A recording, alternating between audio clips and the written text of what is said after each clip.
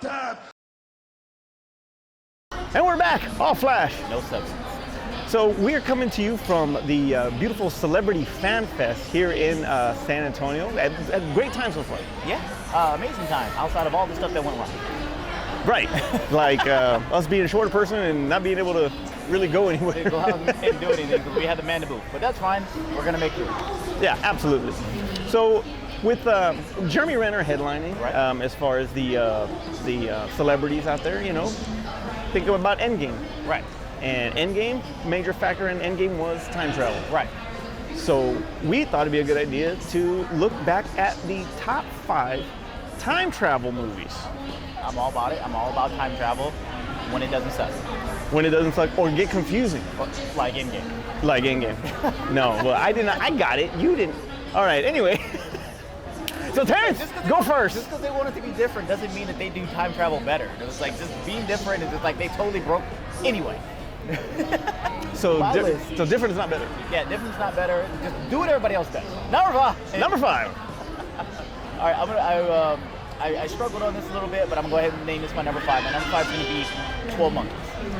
12 Monkeys. 12 Monkeys. I love it, even though it was a time travel that didn't show you a lot of time travel, just kind of did it in spurts, but you got what it was trying to show you, and they did it enough to where like it was a kind of it's suspenseful. It's also kind of like a mystery that you're trying to figure out, like is this really happening or is this just a trip in his mind? So it kind of plays on both. Is it a hallucination or was it really time travel? But they said it was time travel, so it counts. All right. Brad Pitt stood out. Bruce Willis. I thought Brad Pitt stole the show. I think this was a great role for him because you got to see that his other side of him, just being the pretty boy on screen. You got to see that he very true. Come out the box a little bit and play somebody insane, which probably is closer to who he really is. All right, so that was my number 5. Number 4. Number 4. This goof holding the camera, this chick gawking at the rock. Number 4 is actually going to be Looper.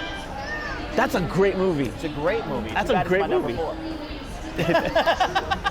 Well, it's better than it being number 5, right? But once again, another Bruce Willis film, and I always forget his name. Why do I always forget his name? Joseph Gordon-Levitt. Thank you, Joseph Gordon-Levitt. Doing his best You're Bruce awful. Willis, yeah, whatever. His best Bruce Willis impersonation. I mean, one, I love anything that Bruce Willis is in, and I definitely love this because of Bruce Willis's performance. But the way that they play with the time travel in this is, in fact, of closing loops, basically taking care of any of the plot holes, or right then and there. or any of the paradoxes that could come across by you crossing over to a different timeline. So I really love how they did that. Endgame takes notes. I really love how they did that. And once again, Bruce Willis is in it, so that was always a good part for me. All right, sounds good. All right. Number 3. Number 3, I went with Edge of Tomorrow. Edge of Tomorrow. Edge of Tomorrow. Still haven't seen it. I have no idea why you do the show with me. Its time travel really dealt with the fact of being stuck in a loop and kind of replaying the day over and over again. Groundhog Day. Yeah, it's Groundhog Day. I'm not even gonna lie. It's Groundhog Day. Halo meets Groundhog Day. It's Groundhog's Day in space. Halo. That's what I said. Halo meets It's Groundhog. Halo. Halo meets Groundhog Day. Very good. But look, this movie had Emily Blunt in it, had Tom Cruise, did a great job. Even Tom Cruise playing the sniveling, conniving, behind the desk person, and then really owning, sorry, the HEB buddies right there, really owning who he was and his destiny in this movie. And Emily Blunt, she's the reason why I wanted her to be as Captain Marvel because of this movie. Does a great job, and that's why it's my number 3. I heard, like I said, I haven't seen it, but I heard Paxton is amazing in this movie. Bill Paxton. Oh yeah, he's always amazing in anything he is. That's a good point. He is basically Paxton's pre-space marine. So like before he went to space, you would figure that's what his character was before he went to aliens. All right, I got you. Number 2. Number 2. Speaking of number 2s, Terminator 2. Terminator 2. Good one. Terminator 2, the best of the Terminators. The best of the Terminators. I know. There's not been another No Terminator arguments here, Terminator sir. 2, 3, 4, 5. I mean, maybe 4. I'd probably give that No. one. I don't know why you like that crap. Because it's a good movie. Sucks. By the way, so that's a good movie, and the better movie is actually Terminator 2. You don't hate Genesis. So You don't. God. No, I don't hate Genesis. Or you don't hate I love Terminator Salvation. I love Salvation. I don't like Salvation. Who cares? All right. Terminator 2 is the better of the Terminator films. James Cameron did a great thing. He led the way in special effects. He did stuff that you had never seen before we got to Pandora. He basically redefined what it was for Arnold in that particular character. He did great with time travel and being able to deal with, hey, how can we fix the thing by stopping events from happening in the future and covering all those bases. In-game, take note. Covering all those bases. So he did great things with this, and they have not gotten it right since, and they've been chasing this particular movie the whole series. Okay. Number one! Number one. All right, sorry, I have to be a little quiet today because we got people walking by. So number one, also a sequel, is going to be Back to the Future Part 2. The better of the Back to the Future movies. You are out of your mind. No frickin' way. Yes, it is. I don't care. You guys know it's true. Because which movie do you go back to? You always go back to the second You one. go to the first one. It's more iconic. It's like you got the whole You crossing go back to and the forth, first one. seeing himself in the same spots. You don't go to the You first are one. out of your You go to the mind. second You are out of your one. Do they mind. talk about the fact that hey, I have no idea what just happened in the background. Everybody talks about the shoes. Everybody talks about the hoverboards. Everybody talks about the World Series and the book, the thing with the records and the stuff. The Sports Almanac. Thank you, the Sports Almanac. I forget names all the time. But those are the most iconic moments of the series. I'm sorry, it is true. I disagree. It's I'm two. sorry. And I'm sorry. really Back to the about Future. three. All right, never mind. I'll have my shot. And that was my top 5. Okay, my top 5 actually starts off with Time Bandits.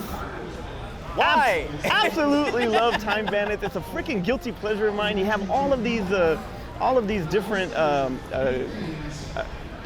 I want to say dwarfs? Dwarf people? actors, little actors from Billy Barty, If you're a little person, Warwick this is all your Davis. hate I mean, there's girl, like too. all these just great comedic talents that were little people. Okay. But you know, it's pretty much falls in line with Monty Python, so you had a lot of that vibe in there. But overall, it was actually a very fun movie, especially when they're hanging out in tuxes, and it turns out that they're actually on the Titanic, and they don't even know when the Titanic gets hit. I've never seen Time Bandits. Time Bandits is awesome. I don't want to see Time Bandits. Number 4. Number 4, Time Cop. What? That How did is you put that in this movie? I'm that shocked. is actually one of my favorite Jean-Claude Van Damme movies. I am so shocked. I By the know. way, he never gives Jean-Claude any credit. I at don't. Any time. I don't. I gave him Bloodsport, Kickboxer, and Time Cop. And now Time. And Time Cop. That's it. That's all. He's good. So definitely go with him. Ron Silver was great as a villain. I freaking loved it. I thought that he did a really good job. It is a great film. I'm a JCVD I cannot believe fan you don't have it in your top 5. because I had 5 better films. I'm sorry, but it is definitely a great I would have film. gone I am just Time Cop shocked. over 12 Monkeys. You are crazy. Okay, all right. Number I 4. love some JCVD, but no. Number 4. No. Or was that number 3? No. Number 3. Number 3. Avengers Endgame. Give me your list. Just throw your list away. Come on. I know that it's recent. Broken time, though. I know that it's recent. They you know, with the whole aspect of the quantum realm and having to go back in time to bring everybody back, which you would have really thought that after 5 years they would have kind of gotten over it a little bit. I mean, a little bit. A little bit. But you know what? Love is love. Like, I didn't really like those guys anyway. Love is love, so they have that brotherly love, that camaraderie. I get it. So, but overall, you know, the ending of the journey, and you know, Tony Stark says it best. You know, the part of the journey is the end. Right. So He also said, "Don't make me lose anything." I think lost that his life. he lost his life. I think that what he did, I think Robert Downey was really the one that. I mean, granted, it's a Captain America movie in my opinion, but I just think that Robert Downey gives one of his better performances as Tony Stark in this. Yeah, I could. I mean, Outside of of Iron Man 1. Okay. Okay. Okay. So, yeah, loved it. It's about to be the number 1 movie of all time. It's getting there. It's getting there. So that was my number 3. Number 2. Number 2. Not just caught me off guard. This is so cool being out here. Yeah. And having all this going on around. We'll get into that later. Number 2 is also Terminator 2. All right. It is the better out of the series. Special effects wise, acting wise, Yeah, story wise. absolutely. You know, Schwarzenegger, the way Cameron directed Schwarzenegger in this movie was just way better Yes. than in the first one. He was such a stiff robot. You know, he is a robot, but his acting was robotic in the first one. Right, and in the second one, it's like the robot was starting to get a lot of the human elements. He's starting to learn. Yeah, he's starting to learn. Exactly. Exactly. You know. Big plot point of the film. Right. So because of that, the action was better. Special effects were better. Robert Patrick, man. Robert Patrick was just. I mean, that's a star-making role right there for what he did as a T-1000. Yeah. And pretty much always like a little bit. Everybody's trying to duplicate him. Yes. From Kristanna Loken in the 3 to recently the way the T whatever it is coming out in the brand new one in Dark Fate. Did you see that movie? No, it's not out yet. But I saw what he looks like, and it's very similar to the T-1000. And they're playing with the liquid metal and stuff too. Yeah, again. exactly. So, yeah, I gotta go Terminator 2. Okay. Number 1, all day, every day. What, Groundhog? It is Groundhog Day. No, it's it's not even Terminator. It's Back to the Future. The second one. Back to the Future Part 1 is iconic. That actually introduced you to. I mean, the DeLorean was a big thing, but it introduced you to the fact that a car can be a time machine. Yes. It gave you Christopher Lloyd in a freaking other crazy role outside of, like, this was 85, so a little after Taxi. But still, he made that role his own. Michael J. Fox was still fresh off of Family Ties. Family Ties. So Secret of My Success. yeah, no, that was after. That was 87. He did that afterwards? That was 87. Oh, jeez. Either way, but it's just an iconic movie. So iconic that it is pretty much a staple in 80s pop culture. Yes. It is a staple in that. So I gotta go with Back to the Future. Part 2 is good. Okay. It's not as funny. It's entertaining. Not as funny? It is not as funny. Back to the Future 2 is not as funny as the first one. I'm sorry, it's not. I mean, Biff by himself. And yeah, but that's what I'm saying. It's not as funny as the first one. I disagree. Okay, well anyway. Your list was fine until you said this. Honorable mentions. Honorable mentions would be Time Cop. I would not forget Time Cop at all. It was not as much love as I have for John I can't believe that you. I cannot put him in the top 5 for this particular movie. I just talked about how robotic Arnold Schwarzenegger was. Even though he showed a little bit more charisma in this film, this was one of his later films, and he built a little bit on his acting skills, but still, it wasn't top 5 worthy. But I do love that film. And it will always be something I'll always watch. The other one was X-Men Days of Future Past. Oh, I forgot about that one. That one flirted to get in there. I almost took out 12 Monkeys to put that one in there. I could see that though. I could have seen that though. I wouldn't have been mad at you if you did that. Okay. Only reason about it because there was only one time jump, and that's the only reason why I took it out. There was only like for Days of Future Past. Yeah, for Days of Future Past. Because it was like the very beginning, and they jumped, and then they just kind of stayed there the majority of the movie.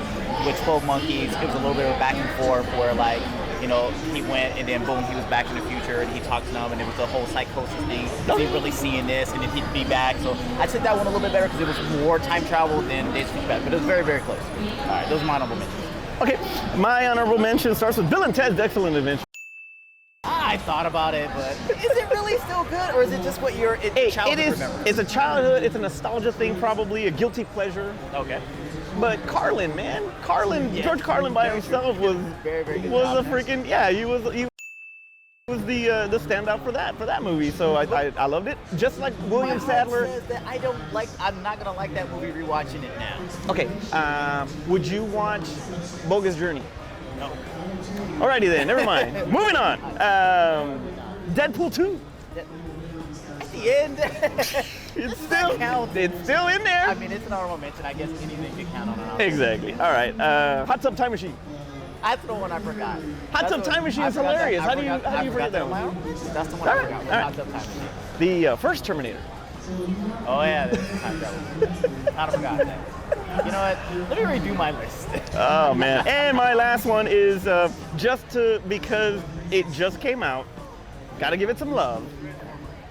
Men in Black 3. They travel back to the 60s. Will travels back to the 60s with Brolin. That's not honorable mention. Even though Josh Brolin did a great He job. did a great job as Kay. That's Tommy Lee Jones. Thank you. I couldn't get the name out. Sorry. Once again, forgetting names here. The that one was he did a great job. That as a movie overall was just okay. It was okay. Okay. All right. So, Terrence, take us over. All right, so we're out at the San Antonio Celebrity Fan Fest. Obviously, by the time this gets posted, I will. No, we can just post it now. It'll probably be over by the time you actually see this on YouTube. But if you are out here, hopefully you came by the booth and you said hi, and we got to see you and meet you in person. And if this goes up before it ends, come out here, come see us. We're at the back with we're an at the back. awesome stage back here. That's probably too loud for you to hear our top 5 anyway. And these guys up here, the panels, I mean, I feel bad that we're actually talking over them, but we're on a tight schedule like this. Good guys, man. There's a lot of things that they talk about as far as the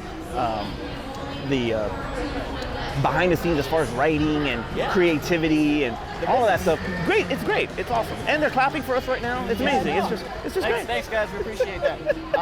John was here earlier, but he took off. So when he comes back, we'll definitely bring him on the screen. Sounds good. All right. Make sure you guys like, comment, subscribe, and click the notification bell if you haven't done so already, so that way you're aware of all the other videos that we do on the channel. Sounds good. For Aspen Art, where the hell they're at, they should be here freaking helping us. Yeah, please get here. I'm Manny, I'm Terrence. and we'll see you next time. Okay, now it's recording. It is recording. It is now recording. It is. No. And we're back. And we're back.